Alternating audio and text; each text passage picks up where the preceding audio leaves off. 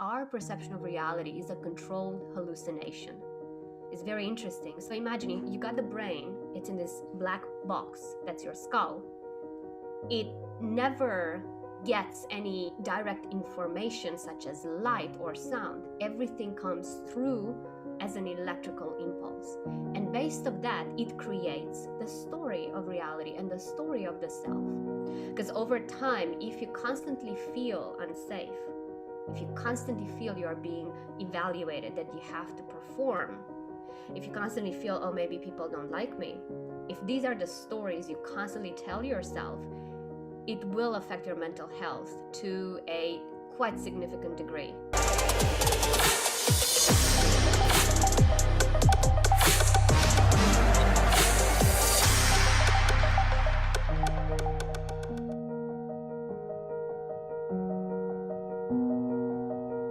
Well, hello and welcome back to another episode of Finding Equilibrium. How are you today? I hope all is well in your world. And today I'm with the wonderful Georgi Toma. And Georgi, we met probably not that long ago, but I feel we've had many conversations. And of course, Georgi is the creator of the Heart and Brain Protocol, which is super fascinating. So I'm looking forward to finding out more about that. And also, you're a well-being researcher, and which is fascinating. So maybe for the benefit of everybody who doesn't know you, please introduce yourself and tell us a little bit about your background and how you came to be the founder and creator of a really interesting protocol and business and a well-being researcher.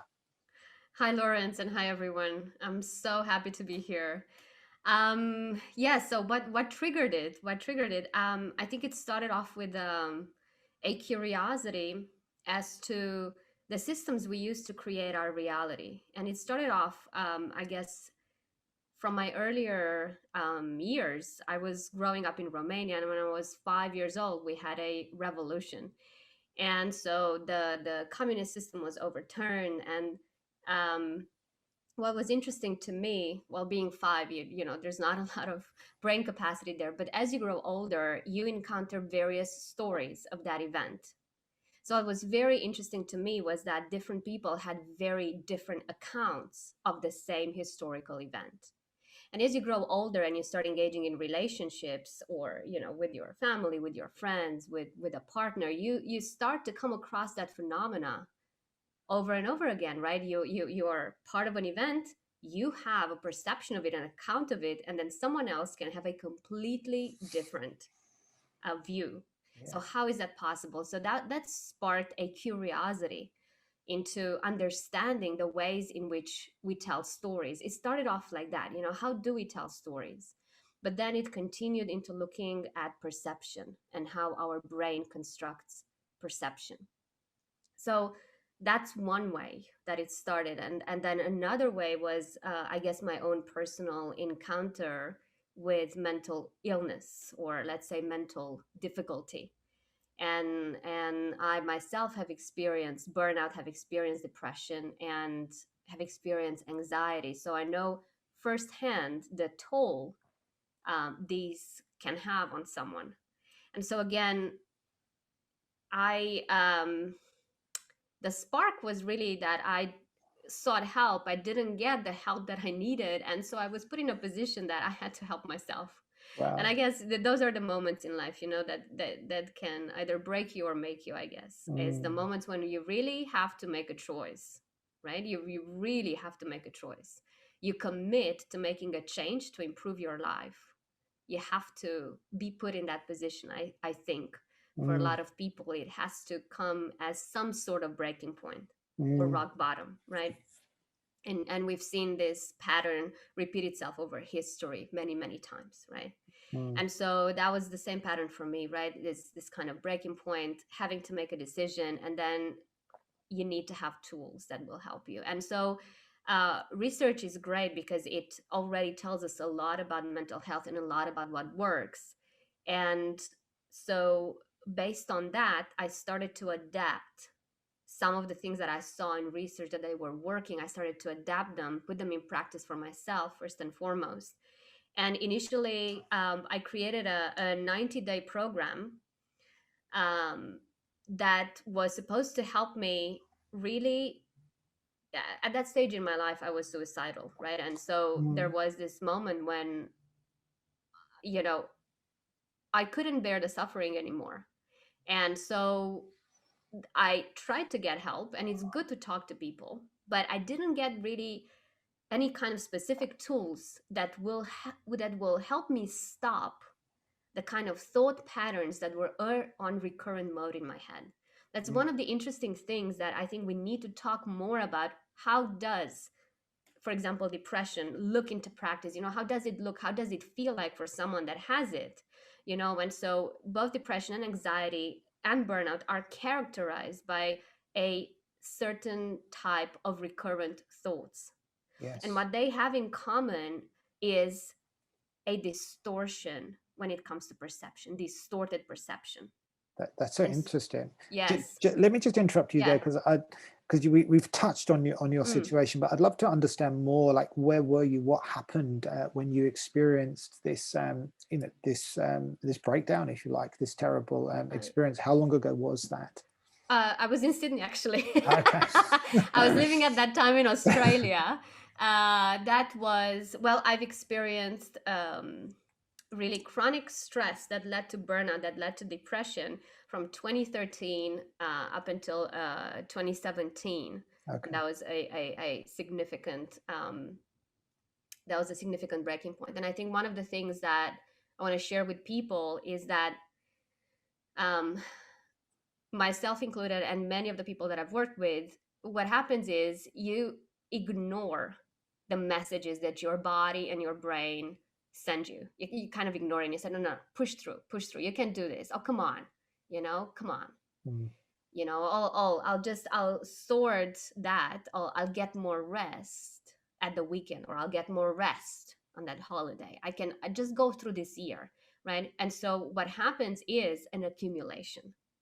And really, that's implicit even in the very definition of burnout, right? So I believe it was only actually in May 2019 that the World Health Organization recognized burnout as an occupational hazard, right? And their definition of burnout is chronic workplace stress unsuccessfully managed. So the key here is chronic, right? And so you feel stress, and stress in itself is not a bad thing, is not a good thing, is a biological response that's Mhm. wired in our nervous system. And so there's something we call neuroception. And what is that? Is basically the fact that outside of our awareness, our brain is constantly scanning the environment for threats. And so if a threat is perceived, it triggers a stress response. Mm. Now, the interesting thing is that this threat can be real or imaginary. And what I mean by imaginary is it doesn't have a real presence in our physical reality. So for example, you have to give a presentation, let's say next week, or you have a deadline for an important client next week. That can be a threat. So when you're thinking about that, it can trigger a stress response, which really Mhm. what it is at the very core is a fear. Mhm. Yes, you feel somehow unsafe. That's a very basic definition. Mm. So um, I forgot where we were talking about when we were talking about, but yeah, so the idea, yeah, that's the message that I wanted to send is do not ignore the messages your body is sending you, Yes. because over time they accumulate, and Mm. chronic stress is very likely to lead into burnout. And burnout experienced over a period of time is very, very likely to have negative consequences on your physical health and on your mental health. Mm. It can lead to depression or is linked to depression. Mm. And there's And a if, lot of yeah, Yeah, I was just going to say, and there's a lot of research that really yes, supports that now. That link yes, between the stress response and the physical health, and generally. So I guess what you're saying is, and you were in this situation where you had all those signals. So you were living in Sydney, you yes. had all of those signals, I but you ignored could. them for many years. I pushed myself. What kind of work were you doing at the time? Were you researching? What was your Yes, I was doing my research. I was doing my first PhD, okay? and I was working full time. First, I was working as a lecturer, and then I was working as a business development manager. Okay. So you had a pretty heavy kind of work life. Yes, very intense. And I guess I was driven by the fact that at that time I really wanted to become an Australian permanent resident.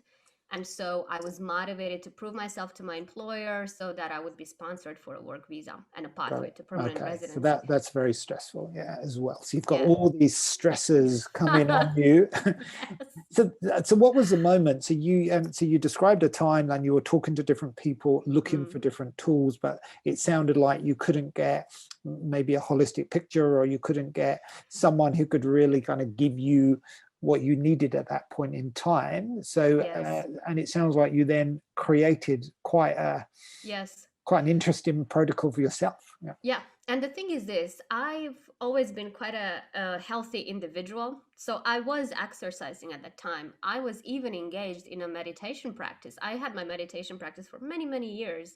And still, just that in itself did not help me, did not help protect me from burnout.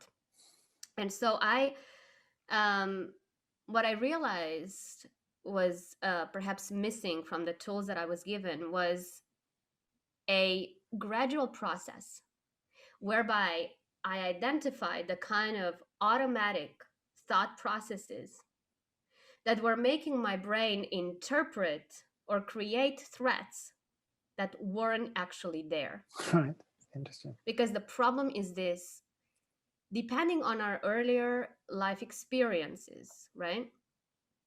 Some of us have an autonomic nervous system, our nervous system, that is more prone to overreacting, right? Mm. Depending on our childhood experiences, we create a set of what is called cognitive distortion. So, what is a cognitive distortion? It's basically um, it functions like a line of code that interprets reality. Mm. So, if you look, for example, just to give a quick understanding of this, if you look at the work of someone like Dr. Anil Seth, who works at the Center for Consciousness Research at the University of Sussex. So he looks at how we create the story of us, how we create this perception of consciousness. And his work and that of many others, cognitive neuroscientists, have shown that the way our brain works is by way of prediction. So basically, our perception of reality is a controlled hallucination. It's very interesting. So imagine you got the brain, it's in this black box, that's your skull. It never gets any direct information such as light or sound. Everything comes through as an electrical impulse. And based of that, it creates the story of reality and the story of the self. And what it uses to do that is a series of cognitive patterns. So what I mean is, like, it's kind of like if this that, right? It's a line, let's say, of code that helps it interpret. And those cognitive patterns, we create them from our childhood. That's just normal, right? So just to give you a very simple example, let's say you've had parents who wanted to motivate you to get better grades, right? Mm. And so they would say, oh, look at your brother or look at your sister, they Mm. got all these great grades, why can't you do that? Come on, work harder. Okay. Repeated over time, the signal that gets interpreted by a brain that is young, doesn't have experience of the world, the interpretation, or more correctly, the misinterpretation there is, I am doing something wrong. I am displeasing this figure who, for me, is first and foremost a provider of safety. Because parents, first and foremost, provide a sense of safety. Then there's love, then whatever. But first and foremost is safety. So the provider of safety is displeased with my behavior, right? That's a threat. Next thing is, okay, well, who I am is not enough. Clearly, I have to do something in order to get the feeling of safety, to get the feeling of love, to get the feeling of excitement. This sets the conditions for all the perfectionists in the world, for all the Of people course. that at some level don't feel good enough, It's so which interesting. Yeah. It's like that's just one example. but it's programming is what you're describing. Yes. It's a programming. So I guess if you are one of these people, and I include myself in that group in terms of who suffers from, perfectionist Mm. itis or whatever, Yep. Me you're kind too. of, but when you become aware of it, because it makes Mm. sense, and how do you, reprogram that? Like, is it possible to reprogram Yes, that so that you can experience, because some of that is good, like we're not saying that some of that exactly. programming is bad, but some of Yeah. it clearly, what we often say is, just because some is good doesn't mean a lot is better. And I love that. Yeah. I think this is a good Yeah. example of that. Yeah. When it gets out of balance, then out of equilibrium, as we would say, then Yeah. it starts to create the chronic stress and the perceived threats that Yes. you describe. So I'd love you to talk about, maybe with reference to your own example, because this is where the whole Mm. protocol came from, and then maybe Yeah. we could talk a little bit more now about how it's evolved from Mm. there into heart brain, into heart and brain, into the heart and brain protocol. Yeah. So we started from a very simple, first of all, my awareness, right? That these patterns aren't serving me, and also, and importantly, that I'm not aware of all their patterns that are tinting my perception of reality. Because over time, if you constantly feel unsafe, if you constantly feel you are being evaluated, that you have to perform, if you constantly feel, oh, maybe people don't like me, if these are the stories you constantly tell yourself, it will affect your mental health to a quite significant degree. And they're not true. And so the heart and brain well-being protocol is a systematic process whereby first and foremost you become aware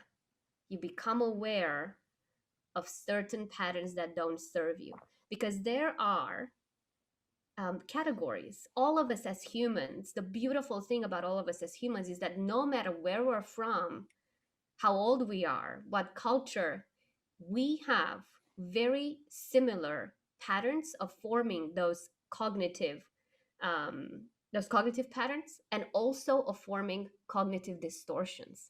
So our brains tend to make very similar mistakes. And just as one example, the work of Dr. David Burns, who's a psychiatrist at the University of Stanford and has studied depression for many, many years, his entire career. And he's a brilliant scientist. And what he discovered was 10 cognitive distortions that all people who suffer from depression have. So, for example, one of them is taking things personally, called personalization.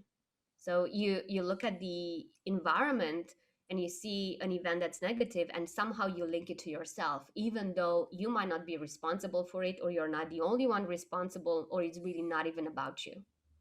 That's just one example. So coming back to that, the heart and brain well-being protocol takes all of that into account. So it's got a very strong component of cognitive behavioral therapy, right? But that is coupled with mindfulness, with meditation, and with mindset training. Okay, so it's like a So blend of all of those yes, modalities. Yeah, it's cool. yes. And I think it is important to acknowledge that we need a blend of those modalities in order to really effect um, sustainable change, Mm, right? Because the reality is it takes time to change these patterns. It takes commitment and it takes time. It's not difficult in itself, but you need to be committed. And so the first stage is that of awareness. You need to understand the ways in which your brain is influencing your perception in a way that's not helpful and in a way that's not accurate. mm, And then we have very simple tools. Just the process of rewiring itself is very simple. You don't have to, you don't have to spend hours meditating. First and foremost, I couldn't. I was working long hours, and I still work long hours. mm. Um, but there needs to come a process where you become more and more comfortable with meeting yourself in silence. That needs to happen. What do you mean by that? I love what you say, and I think I know what you Mm, mean, but it would be great to yeah. expand on that a little bit. I often ask people, okay, when was the last time you sat just with yourself, not looking at your phone, not listening to a podcast, not watching a video, just listening with yourself, Mm, just listening to yourself, being with yourself, on a mm, date with yourself, When was the last time you said to yourself, hey, you know what, I really quite like you, you know? Do Sure. you take a moment to look at yourself in the mirror, really look at yourself, and to say, hey, have a good day, have a beautiful day today, you know? Mm, So what I mean is that there needs to be a moment where a decision is made to stop running on this little treadmill, having these dreams that society, helps us create, like, oh, the house, the children, the car, the job, the whatever, just mm, stop running,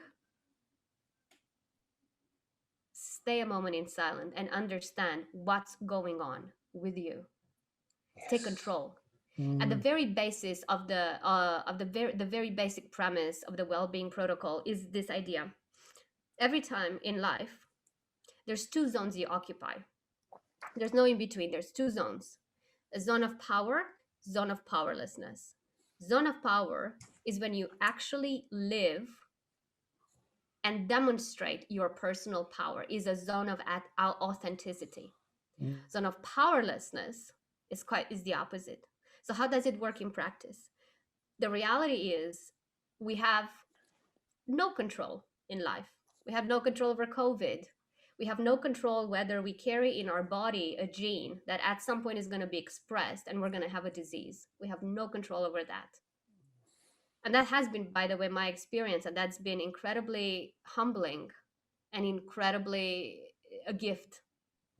But you have to understand that, no control over external events, not even control over what you're carrying in your own physiology, mm, right?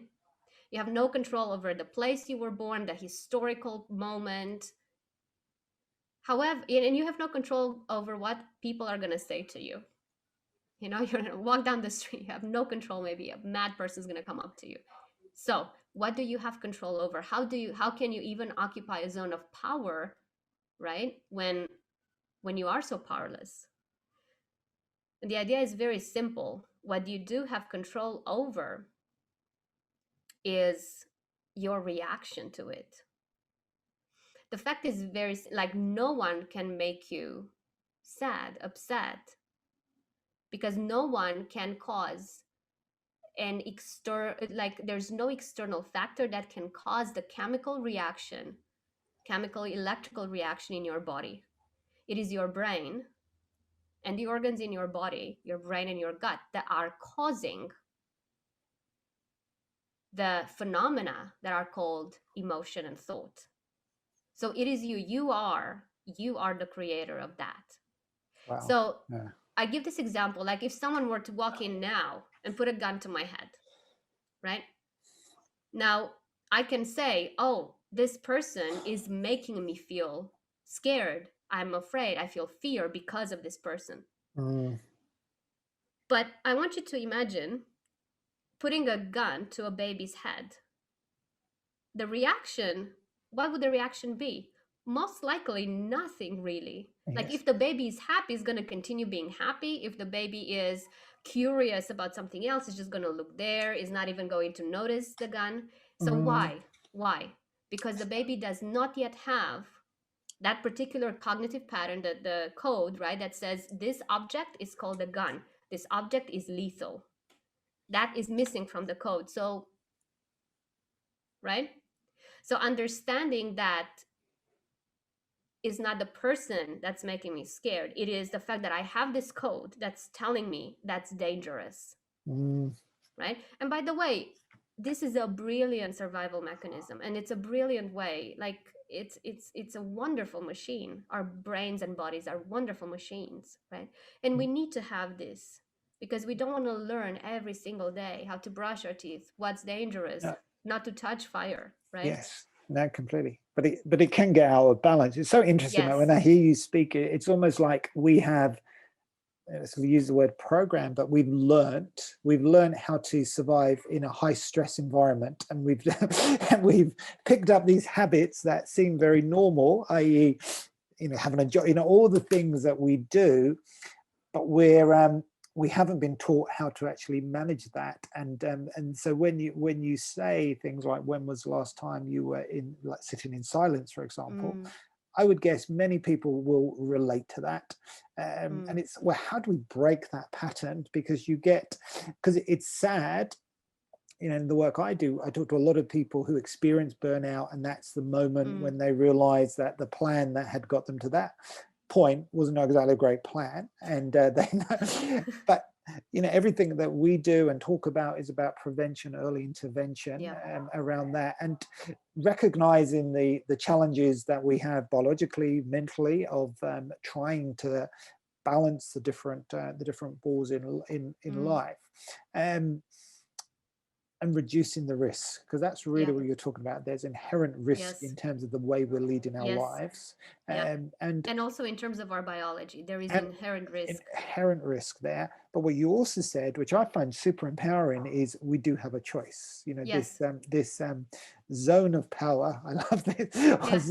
And it's That. really, it becomes, and we may not think we've got a Yeah. choice, but you actually do have a choice. Which zone Yeah. are we going to occupy today? And probably really the only choice, to Mm, be honest with you. Probably really the only real moment of freedom, you know, because it is ultimately about freedom. When it's you're about like, yes, freedom. okay, so there is a pandemic. Yes, I've lost everything I worked for. That was been my experience at some point in my life. I've lost everything. What's left? And and you see what's left. What's left is you. And it's Mm, incredibly an incredibly powerful experience. An incredibly powerful experience where you can say, I decide I decide this experience of life for myself, and I'm going to do it on my own terms. And mm, really, the well being protocol is about that, giving people, empowering people to really take that step. And it's a very easy step. It's about a decision. I want power. I want to live life on my own terms. Okay. So that means an amount of commitment. Okay. So I commit to understanding how my brain works and what are the ways in which I need to address some of the things that aren't serving me. What's serving me right now? If yes. something is serving me, leave it there. Perfect. Move on. What's not serving me? Then, okay, I address that. Right. And so it is understanding how how is your perception of safety. That's very important. And I think people don't often ask themselves, okay, stress, it means at some level I'm not feeling safe. Mm, What is making me not feeling safe? and then you can Because identify that. I love that. yeah, Mm, because then you think, okay, have this deadline for a client and I feel an enormous amount of stress. Stress is fear. Coming back to that is fear. mm, Something is at stake. That's really important. Stress means something that you care about is at stake, because you yes. do not feel stress about something you don't care about. You just don't care. So you Yes. don't feel any stress. So stress, something that you care about is at stake. So that means at some level you're afraid. That means at some level you feel unsafe. So what is it? And oftentimes when people go through this process of inquiry that we have, they realize really that worry that was about, performance for a client, it's really about how um, how people are going to see me. you know am I going to be good enough? And I think one of the things that I do want to say, that we should not underestimate the importance of, is the fact that we are wired in the very ways in which our brain functions and our immune system functions and our nervous system functions. We are wired to be social. Mm, And so any threat that is linked to our belonging is interpreted very is given high priority by the brain in terms of mm. responses. It's interesting. So like lockdown would be perceived as a threat, Lockdown, of course. even something as simple as a student when they go to school, the feedback that a teacher gives them, the grade that they get, because it's like, okay, when you are evaluated, it means that you have to perform in order to feel safe and to feel that you are a valued member of a group. Of course. Because if you don't feel valued, you feel unsafe. You kind of get excluded and all of those Yes. things. Yeah. Yes. So it's fascinating. It feels like we have a lot more work. We've made such progress in terms of really understanding that connection over the last few years and the work that you've been doing. But it feels like we've got a lot further to go to create a system that really supports people to be able to be free, I guess, using your language, because stress is a threat, makes us feel unsafe. And often the threat is in our own minds. It's a perceived threat, as you're saying, rather than an actual physical threat. And it's fascinating. So the protocol, what does that look like? Are there a number of steps? How long does it take for people to actually complete it? Because it feels like we all need to do this protocol. Free for the world. Yes, there are two parts. One is the foundation and the other one is the mastery. So each part has 12 steps. Really, we go to really 12 sessions, and so we explore different aspects related to our perception, and also related to our physiology, the way our body responds to stress. And we learn that by changing the way we talk to ourselves, we learn certain scripts that, for example, help you change your physiology. And this is groundbreaking work. And if anyone wants to look up, for example, the work of a researcher called Alia Crum, and she works in the field of mindset, and she's measured the physiological response. Just one example of her study, people who were having intense physical jobs, right? But they didn't know their jobs were constituting physical exercise. They just thought their jobs are hard on their body. When she told them, no, your job constitutes physical exercise, those people actually in 3 weeks lost weight. Their blood pressure came to normal, because at the beginning of the study they had the same markers as people who were not exercising. So interesting, right? fascinating. Compared to a control group, that had no change whatsoever. Wow. So look at her. This is a study done on hotel attendants. So she looked at 7 hotels in the US.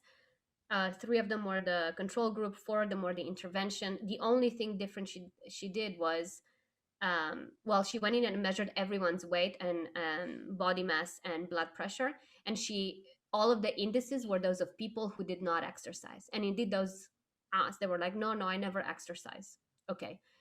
All she did, the only difference was she went to the intervention group and told them, you know what, actually, your job, for example, lifting a mattress burns this many calories. Vacuuming burns this many calories. All of this was fact, by the way, scientific fact.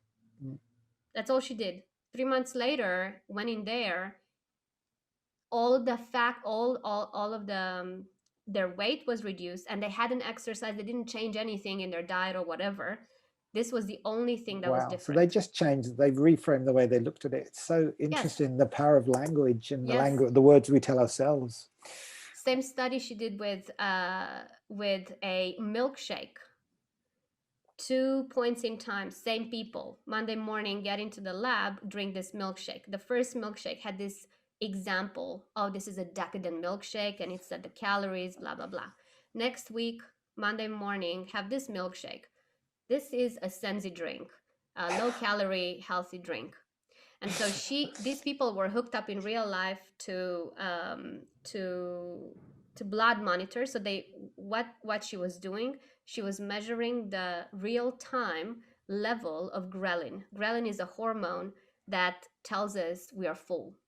So when we're hungry, we've got a lot of ghrelin in our blood, and as it reduces, we're feeling full.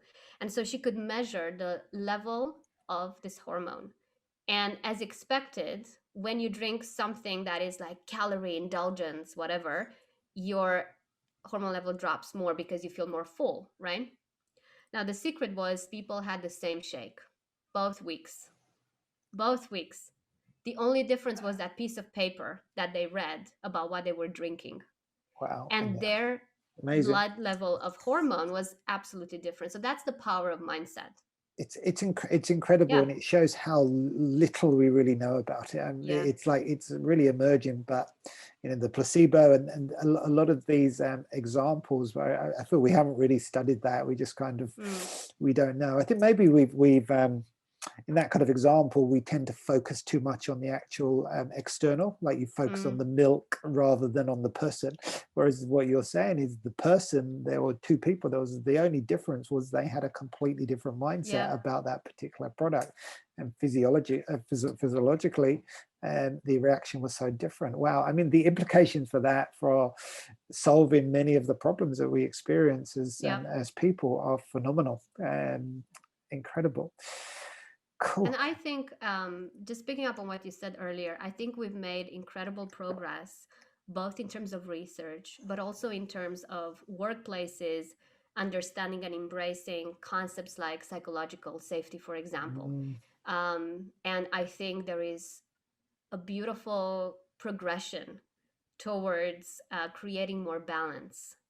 But I think that kind of work needs to be continued, and really an understanding fundamentally that when you have people that feel they are in their zone of power, when they feel really fearless, mm, it does not preclude someone from being productive, you know? On the contrary, it brings a sense of balance with that productivity.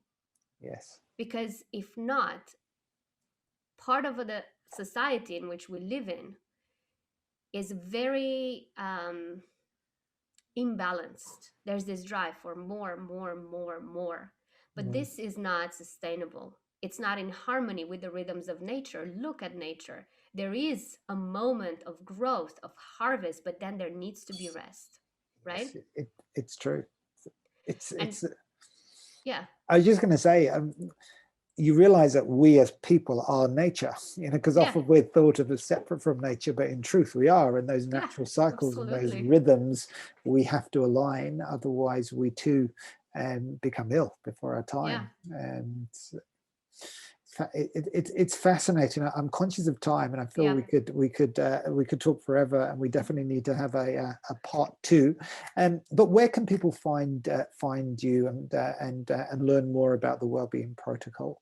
Yes, they can find me on LinkedIn, Georgi Toma, Dr. Georgi Toma. They can also find me on our website, heartbrainworks.org. And yes, I'm very happy to continue this conversation. Awesome, yeah. And you're Yeah, based in we didn't even I'm touch this based at the in New beginning. Zealand. You're in New Zealand now, Yes, yes. yes, I'm in New Zealand now, in Auckland. Yeah. Okay, so you're from Romania originally, I'm from and Romania originally. I lived in the States. I lived in Spain, in Australia, New Zealand. oh wow, so you've Yeah. traveled around. Yes. Interesting, but now New Zealand's home. Yeah. New Zealand's home now. Yeah.